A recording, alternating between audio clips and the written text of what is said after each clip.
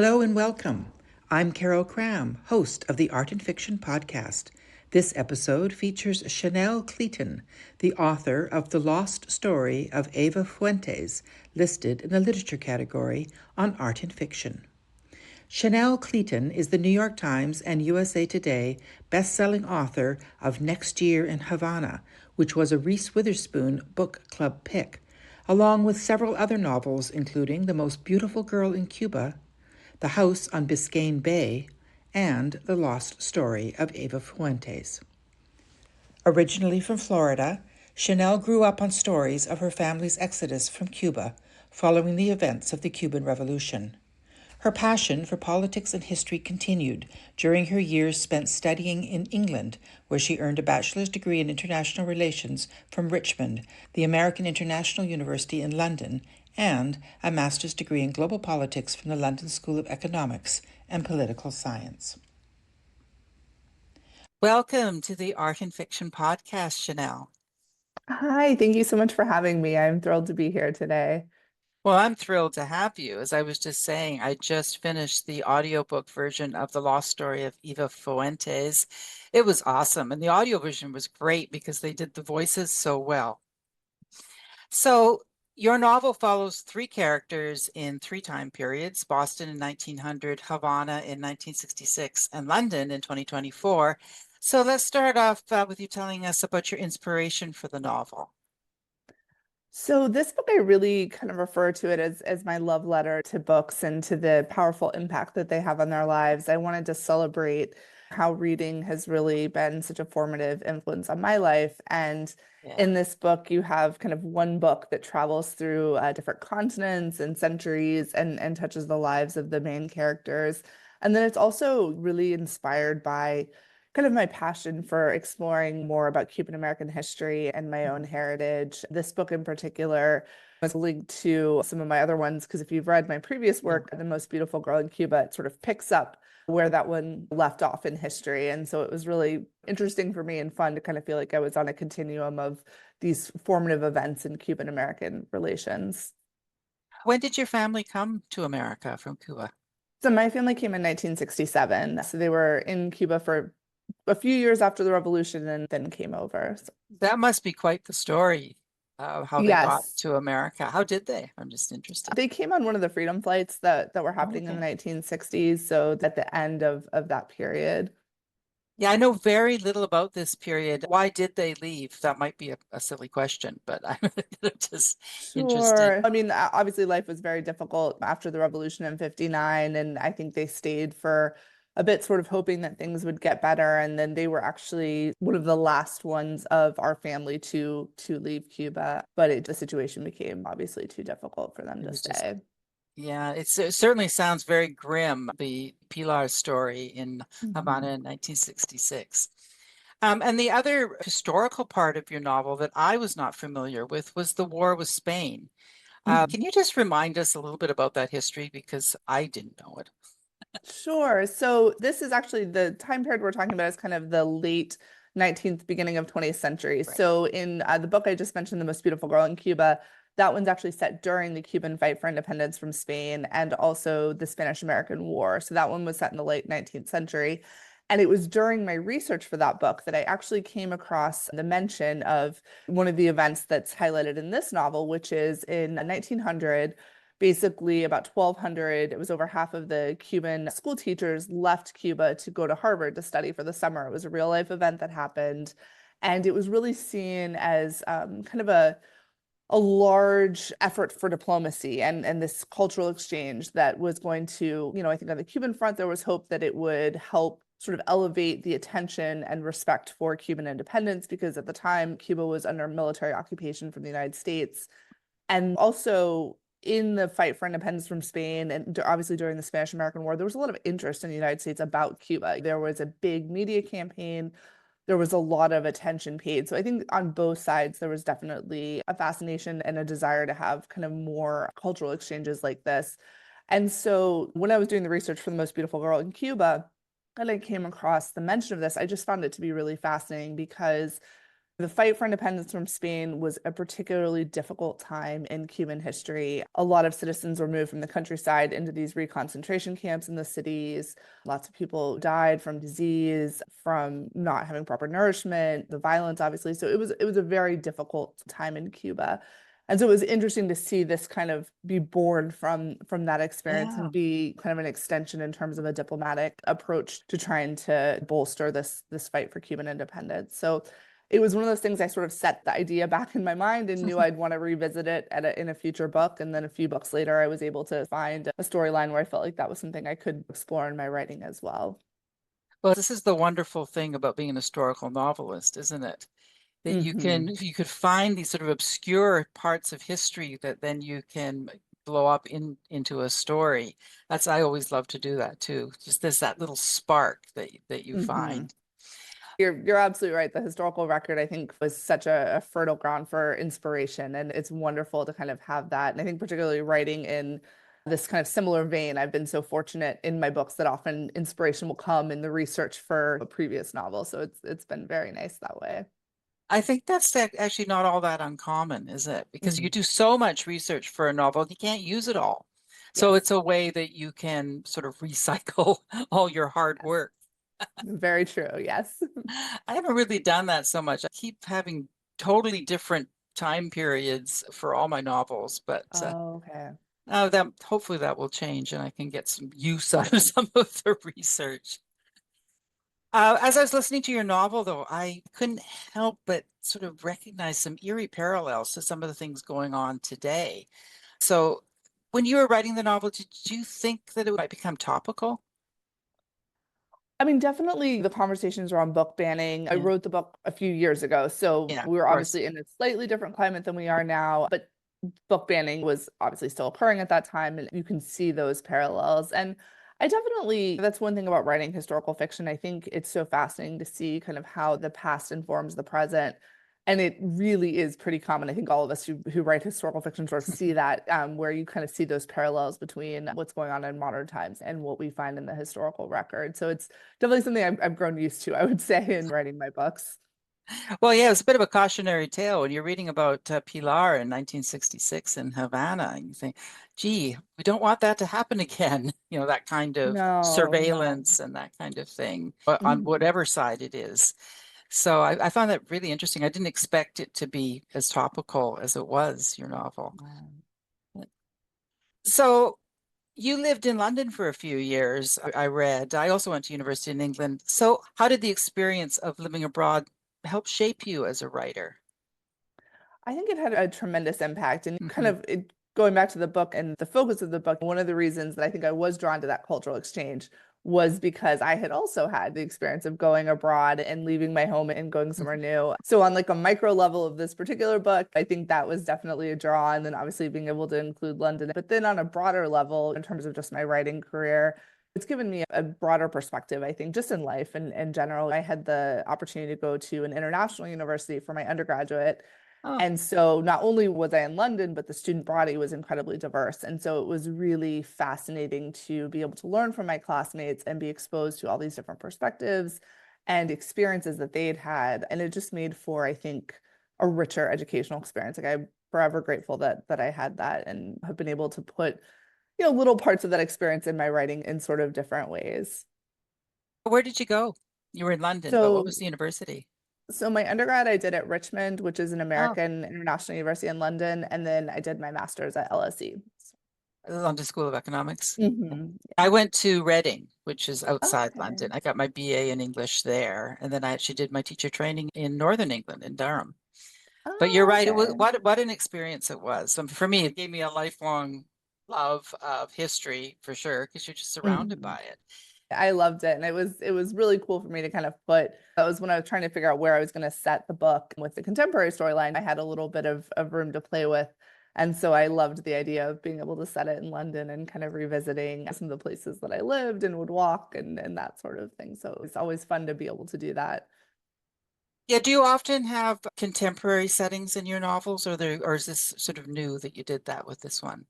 So before I wrote historical fiction, I wrote contemporary romance. I've Oh, written quite a few. And then my first historical fiction book, Next Year in Havana, was a dual timeline with a contemporary. And as I'm thinking, I don't think I've done another contemporary since then. So yeah. it's been since Next Year in Havana that I had a contemporary storyline. All of my other ones I'm going through, but they've mainly had different time periods in the past. So what are some of the challenges with writing dual time or triple time for this one? I actually really enjoy it. I will say, everyone kind of asked me the challenges, and there are some, but I think for me, I think there's been more. I think it affords more than the challenge part of it. I love that it enables me to sort of look at history on a spectrum. Yeah. So to see how I kind of talked about that past echoing the present, when you work with multiple timelines, you definitely have that ability. And I think it just kind of opens up the story for me a bit. Like I get to follow my characters in unique ways or follow an object. And so it gives a bit of a mysterious connection to the book that I really love. It is on the challenging side, I would say it is like working with a Rubik's Cube in the sense Yeah. that you're sort of moving the timelines around quite a bit and trying to figure out where the reveals are supposed to be. But that's honestly, I think, become kind of one of my favorite things Yeah. of working with these multiple timelines because it keeps the job interesting. Like every day you feel like you're tackling a new problem and kind of having to look at the book in a unique way. And it's interesting for me too, because I think it forces me to look at each individual storyline to make sure each arc sort of operates on its own entity without the support of the others, but then also Yes. making sure that they weave together like a tapestry. And so I think it helps you see things you maybe wouldn't pick up because if there's a weakness in one storyline, it's going to probably crop up in the other as you're trying to bring the stories together. And so that part's helpful as well, I think. Well, from a reader's perspective, it's so satisfying when those stories started to come together. And the novel is really suspenseful in places. So do you enjoy writing suspense? I do. I read a lot of suspense. Yeah. That's probably the genre I read the most. So I enjoy having the opportunity to kind of put that into my storylines. And I think the great thing with historical fiction is as sort of an umbrella genre, there's so many subgenres that you can work into it. And there's so much you can do with historical fiction, whether you want to Mhm. lean in heavily to the romance or to a suspense or you want to have a historical fantasy. Like it affords so many different avenues, I think, for telling the story and for exploring the story in new and unique ways. So I really love that opportunity. Yeah, that's true, actually. You can do so many different things with historical fiction. Mhm.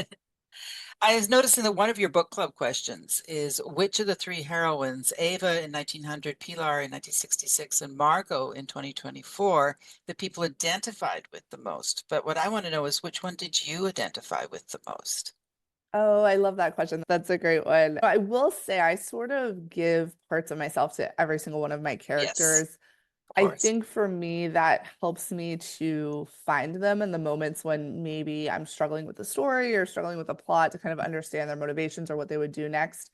If we have these commonalities, it's really helpful for me to be able to sort of tug on that thread and to follow it through the story. So with definitely her being a writer was something that I could connect to, and I could give her a lot of what it's like to work on a story and those frustrations, and kind of Mm, remembering those early times in my career when I just started writing, and it felt like such an audacious thing to be putting your words on the page and expect that someone would read them. yeah. And so I gave her a lot of kind of those fears and that excitement when you're first starting out. With Pilar, she's a very passionate reader. And that was something I got to kind of explore my reading life through her character and through her storyline and how passionately she feels about books and how much they've sort of enriched her life. And then obviously Margot's storyline being kind of a modern woman, finding herself in the world, navigating the workplace and all of her career ambitions. Definitely her living in London and being an American expat. All of those things were parts of my experiences that I was able to relate to her as well. So I think all of them in a different way definitely touched me. I mean, I like my characters to all be unique, and they're definitely kind of their own individual characters, but there are always parts of them that I can relate to and that I feel that kind of connection with. Yes, I was just as you're saying that, I'm thinking it really is like the book from three different perspectives, isn't it? You know, from the perspective of the writer, the librarian, or the book lover, which is Pilar, and Hmm. then somebody who actually makes her living out of finding rare books. The book is an Hmm. object. So that was very Yes. clever how you worked all that in. I wanted them all to have a connection to books, and I Yeah. also wanted them all to be kind of at a different point in their journey and relationship with books. So Yes. Margot's I wouldn't say she's a reluctant reader, but she's someone who hasn't found like the book that's really touched her yet and hasn't found that reading connection. She talks about how she wishes she has more time to read, but hasn't like found that one that makes her as passionate about it as some of the other characters are. And I thought that was kind of a beautiful thing to celebrate, the different ways we all come to reading. Some people are lifelong readers. Some people find that book later on in life that speaks to them and then it ignites this passion. And so I wanted to celebrate that relationship in the different forms that you can see it in sometimes. And the way you talked about earlier, but how Eva talked about writing. Now, of course, as a writer myself, I so resonated with that. That must have been a lot of fun. As you said, you identify with that yourself. And so I found that very interesting. It was. And I felt like I kind of got to go back in time a bit to remember what it was like early on when I wrote my first book and all those feelings and that kind of hope and simultaneous fear of rejection or of the dream being kind of bigger than you thought you would be able to reach in that moment. And so it was kind of nostalgic for me to explore her character a bit and do that through the lens of being a writer. Well, yes, and also the thing I really identified with is how she'd write something and then she thought it was terrible. I think we all go through that. That is very true. I'm actually going through proofs right now for a new book, and it's one of those times I don't hate it as I'm reading it. And I was like, oh, this is the best feeling that I'm reading it, and I'm not, because you always have those drafts that, even though you've read it 10 times, the 11th it will hit you the wrong way, and you'll be like, oh, and then the 12th you're back to loving it again. So yes, I thought Yeah. that was something to put in there. Yeah, I always find that while I'm actually writing, I'm in the process of writing, I think it's horrible. That this is the worst. But I thought, just get it Okay. down. No one's going to read it. And then when I reread it later, I'm going, oh, okay, I can work with this. It's not like as Hmm. bad as I thought it was going to be. It's funny Hmm. how that works. You mentioned reading a minute ago. What's your favorite book?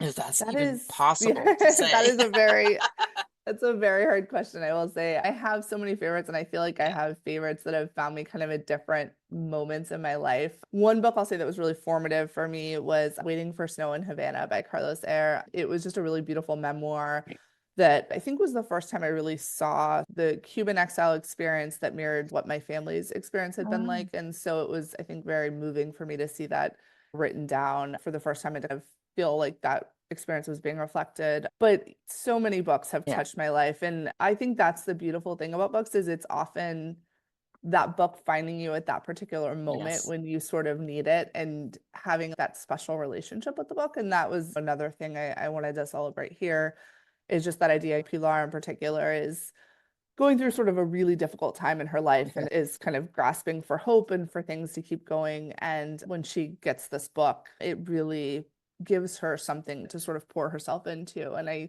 think a lot of us can identify with that as readers. Yes. Yes, we can. What would we do without books? There's something about falling into somebody else's story and just getting Hmm. yourself lost in it that, yeah, you can't duplicate. It's a wonderful Yes, experience. yes. So, as a writer, was there a particular scene or maybe character arc that was especially difficult for you when you were writing this novel? That's a great question. I have to think about that one a little bit.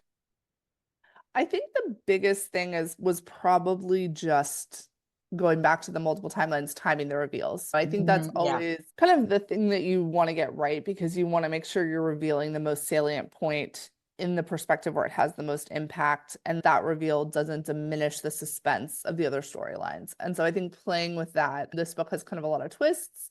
And Yeah. so making sure that all of the twists were reflected in the right storyline and that the reverberations from that twist coming out weren't too impactful in a way that it felt like I was giving something up that would Yeah. kind of stop the momentum. So that was something I played with a bit. I write in Scrivener, and I find that Hmm. to be a really useful program for multiple timelines because you can so easily shift the scenes around. And so I do a lot of that in my writing. And then also when I'm going through revisions and in the editorial process, I'm still kind of moving chapters and stuff Yeah. around. Now, do you use a spreadsheet to keep track of everything? Sometimes I'll kind of like start it and then I typically abandon it. Like Yeah. it's not something I will say I'm completely faithful to, but what I love about Scrivener is you can color code Yes. the scenes and the chapters. And so I'll often do that so I can kind of see if I'm heavy in one particular POV, or if it's been too long since I've been in a character's POV, it's pretty easy to see, okay, I need to move this up, or I need to look at that a little differently. The spreadsheets sometimes work for me. It just depends on where I am in the book and how much I'm kind of tearing my hair out if I feel like I need it or not. So It's funny, I've never managed to get into Scrivener. I still use Word, but I color code everything and it's headings and moving things around. hmm. So would you like to do a reading from the novel for Sure, us? sure, of course, I would love to do that. So I am going to read a scene from Pilar's perspective. So we're in Havana in 1966, and this is the beginning of the book. I'll keep it safe for you, Pilar promised. The words "until you can return" were on her lips, but she didn't voice them. In the beginning, after Fidel took power, Cubans fled the country, thinking their exile would be a temporary one, that surely the actions of a few hundred revolutionaries wouldn't stand and the revolution would fall. After all, it would hardly be the first time in Cuba's recent history that a political regime rose to power only to subsequently fail. But the years had tumbled by, and Fidel remained, and it became more difficult to believe this was temporary. Hope was nearly as hard to find as meat in Cuba these days. Thank you, Zenaida replied. There's another thing. I know it's a lot to ask, but would it be possible for you to return the book to the author, to Eva Fuentes? Surprise filled Pilar. When people asked for her help, it was to safeguard their books with the hopes that they would eventually be reunited with their owner. She'd never been asked to return a book to its author. Surely Eva Fuentes had copies of her own book. What was so special about this edition? My mother and Eva lost touch after I was born, Zenaida added. I never met Eva. I believe my mother always meant to return the book to her friend, but she died before she could. I tried finding Eva once, but all my mother had was an address in Old Havana, and when I went there, the current residents told me she had moved. They didn't know where she had gone, but they still believed she's in Cuba. She's a teacher. I meant to continue searching for her, but Zenaida gestured with her hands as if to convey the utter futility of trying to make plans or navigate the normal details of life amid such uncertainty and turmoil. It was a struggle Pilar knew all too well, considering her plans had been thoroughly upended when they took her husband. Life got away from me. My son got in trouble right after that, and I was so worried about him, about what would happen to him. The book disappeared from my thoughts. It wasn't until we were going through our belongings that I remembered it. She ducked her head. I am ashamed that I did not try to find her sooner, that Pilar took Zenaida's hand, squeezing it softly for reassurance before releasing it. Please, Zenaida finished, the look in her gaze. What could she say? How could she not help? Pilar nodded. I'll do everything I can to find Eva Fuentes. Thank you. For a moment, neither one of them spoke, the space between them brimming with all the things that were unsaid, the truths they knew but were unable or unwilling to voice. Loss enveloped them, the kind that could not be made whole. It's in English, Zenaida added, but Enrique mentioned once that you spoke English. You can read it if you want. I know how you like books. It must be difficult being alone here. Tears pricked Pilar's eyes. Zenaida was proud. They all were. For her to come to Pilar with this and ask her for help must have given Zenaida pause. So here she was, offering something of value. A story for Pilar, who loved books above nearly all else. Thank you, Pilar echoed. When she was lying in bed hours later, Pilar would think back on the moment, on the decision that led her to close the distance between them and embrace her neighbor. It was so wholly out of character for Pilar that she was shocked by the intimacy, and eventually she would conclude that it must have been the way she recognized the quiet pain that rested like a mantle over Zenaida's shoulders. In a manner of speaking, they had both lost their homes, physical and emotional, to the revolution. Oh, thank you. That was Thank great. That took you. me right back to Pilar's story. Oh, It's thank always nice you. to hear the beginning again after you've finished a novel, you know, Yes. because it means more. And on that note, what do you hope readers carry with them after they close the final page of the lost story of Eva Fuentes? I hope that they kind of feel that celebration of books that I talked to about earlier, and just honoring the impact that these books have had on our lives and celebrating the lives of readers and of librarians and booksellers, and writers, all the people who I think are part of this community and make it such a wonderful place for all of us. That's a really great thing for having people take away, for sure. So one of my goals with the Art and Fiction podcast is to inspire other authors. So what's one thing you've learned from writing historical novels that you didn't know before? Or maybe it's just this specific novel because you've written so many. I think with this specific book, one thing that I found particularly interesting in my research as a reader and as a writer was even being Cuban American and hearing about kind of literacy in Cuba being something that has always been kind of lauded as an accomplishment of the revolution. With this book, I really kind of got into the details more and gained a greater understanding of the literacy campaign that was going on in Cuba. And it was so interesting to me because I didn't realize what a militarized effort it was and how much of the literacy campaign was evolved around this idea of sort of reading things that reinforce the state's position. And at the end of being taught to read, you were supposed to write a letter to Fidel, thanking him for giving you this opportunity. And so everything was very much done within the context of the revolution and praising the revolution. And it was interesting for me because as a reader, I think we talk about reading as this ability to open up different perspectives and viewpoints and having the ability to read freely. And it was very kind of sobering to see it within this context where reading was obviously something we all support, and literacy is something we're all very passionate about, but seeing it within the context of you only being able to read certain things and having approved text. And I had heard that from family members, and I was sort of aware of it in the background of life, but really delving into the research, it just kind of was very interesting and very stark to see how all of this was approached and to understand how that played a role in the revolution and the political aims as well. Yeah, that is very interesting because I had heard that they have 95% literacy. And I thought, well, isn't that a good thing? Well, yes, it is. But Yes. as you Right. pointed out, yeah, there's the other side. Things are never black and white, are they? No, and I think with historical fiction, you often see the different nuances, and it's interesting. We'll think we know something from history, and then when you dive into it, you learn all these different things in the historical record. So it is sort of fascinating to look through the past and look through those things kind of with a little bit more depth. Exactly. I think that's what keeps us going. So, Mhm. what are you working on now, if you're able to share?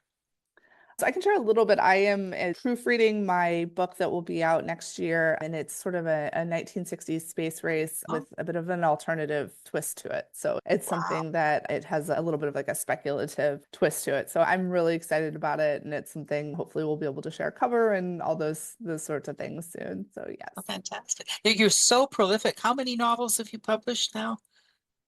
Or Um, let's start with just historical for.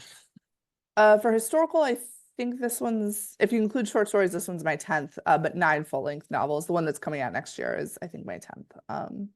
Yeah, I think so. Wow. I do a book a year. So basically, that's my schedule that I'm typically on. So, Well, what is a typical day like for you as a writer? I'm always fascinated by how um, other people do it.